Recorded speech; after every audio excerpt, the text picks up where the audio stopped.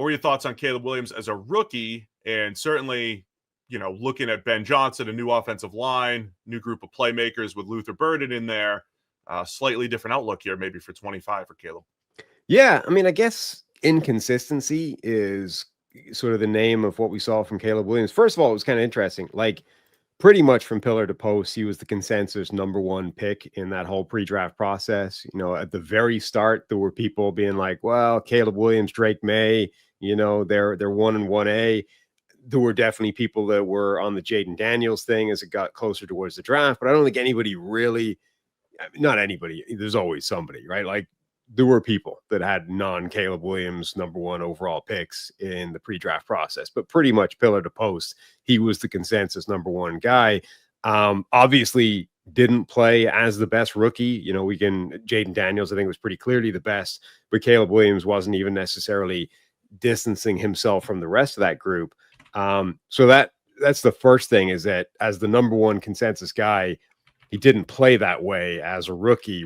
He was definitely not the best, and maybe not even the second best. I think overall, he was pretty inconsistent. There were definitely flashes of those crazy high-end plays that really typified his game at USC. Maybe not as many as I was expecting, particularly given there were some very early flashes of it. And you're like, wow, he's gonna be that again.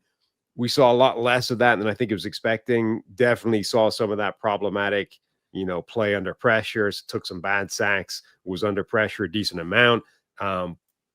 So I think generally an inconsistent season. I don't know now where his ceiling lies, given that kind of combination of factors. It was a challenge to analyze last year as well, Sam, because we're always looking for patterns. And especially with rookies, you're always looking for this. Well, he turned a corner, therefore it'll be good from here on out. And that didn't happen. It was a nice pattern early on. The PFF grades, I think, tell a good story. A couple grades in the 40s, then he's up in the 60s. And then weeks 5 and 6 against a bad Carolina defense and against a bad Jacksonville defense, mind you, 72 grade, 87 grade. It's like, all right, has Caleb Williams turned the corner here?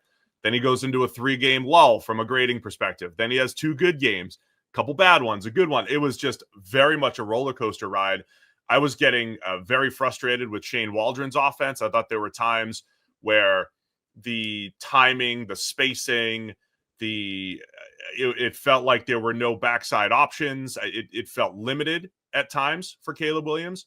And like you said, every time there were flashes was like, okay, this is the game. Like, he had 4 big-time throws against Detroit in week 16, 5 against Minnesota. Remember the number of throws that he made to take the week 12 Minnesota game to overtime and to challenge this 14-win Vikings team. It's like, is this the tipping point here for Caleb Williams? So I thought he fluctuated between some of those natural instinct plays that we saw at USC and looking too mechanical.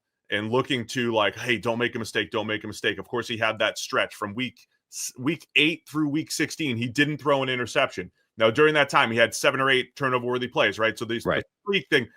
But overall, he did take care of the ball pretty well. Turnover-worthy play percentage was good. Where he was bad, though, the 68 sacks, 28% of his pressured dropbacks became sacks. That's an awful number. I don't have the ranking here, but that's usually if you're at 30. That's the worst in the league. 28's got to be right up there. So that's awful. You want to cut that in half, basically. And that's something that often stays with you. So that's what I'll be watching for Caleb Williams. How does he handle pressure? And can he cut down on those negative plays? He didn't have the interception negative plays. He had the sack negative plays last year. Yeah, the only player with a worse pressure to sack ratio last season was Will Levis. So that's the area that he was in terms of that behavior under pressure. It's a good. See, this is the thing. He's a really good example of everything he did was designed to screw up simple narratives, right? Nothing, people will try and give you the simple narratives of oh, well, they reached a point in the season where they said, look, just don't make mistakes. Just take the simple thing, don't turn the ball over. And that's why he went on that interceptionless run. And if you actually look more in depth, it's just not true. I mean, there were games where he did put the ball in harm's way a ton. There were games where he was super aggressive in terms of pushing the ball down the field. And, so this is not the play or the behavior of a guy who was told to just, keep it between the lines, don't do anything crazy, right? That's not what actually happened. That's just what the numbers would suggest if you were looking at the interceptions. So overall, I mean, that word I started off with, inconsistency, just sums up a season. Like, you can find a stretch or a subset of plays where everything took place, like crazy decisions, amazing high end stuff, aggression down the field, like pathological Alex Smithian, close to the line of scrimmage stuff.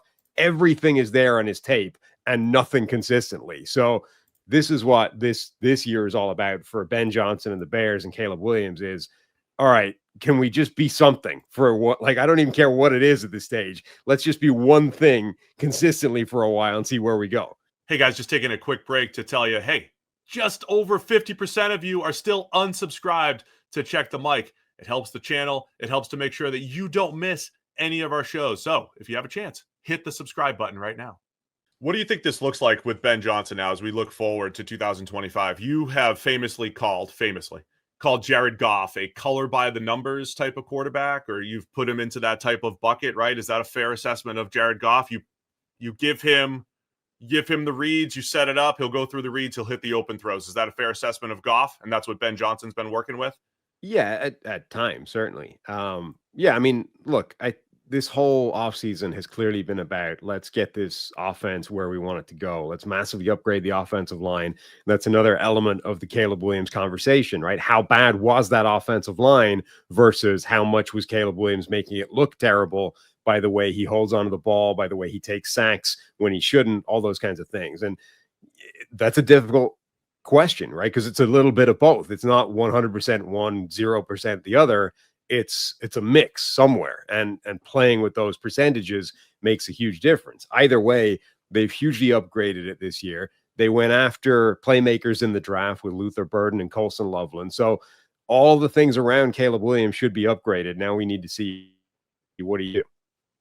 Yeah, and my question for Caleb Williams is, how well will he play within structure versus outside of structure? The best stuff he did at USC was the stuff that you say Mahomes does really well. I'm just whispering that so not too many people hear me.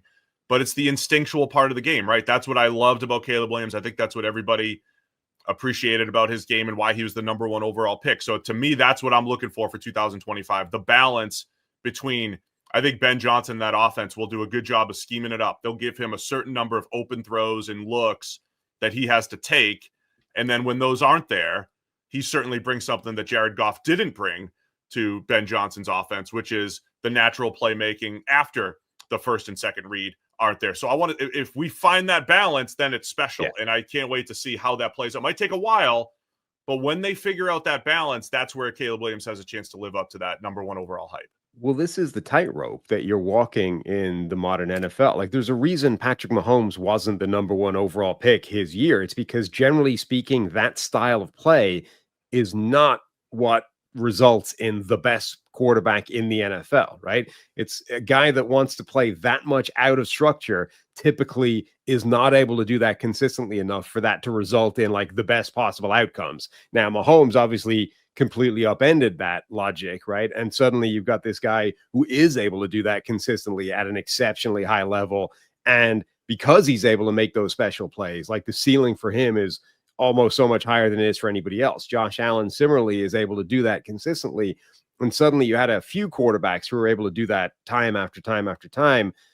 But so I think now the NFL becomes a lot more willing to entertain that as a style, right? Like, suddenly you've got Caleb Williams coming along. You're like, wow, if he hits the high end of outcomes, we're talking the same thing. We're talking all pro, Mahomes, Josh Allen, like these rivaling type quarterbacks.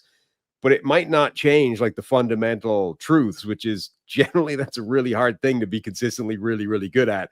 And actually, you're still better trying to play from within the pocket as much as humanly possible, and then adding those special things on top of that when it breaks down, when you're forced to, rather than trying to play in the low percentage world all of the time just because you're capable of doing it. So this is where I think Caleb Williams, it's a challenge, right, for Ben Johnson to find where that optimal spot is, to dial it in just perfectly, where most of the time he's playing in the paint by numbers world. And then when we need him to, he can go and do something crazy because he's one of the few guys that is able to do that.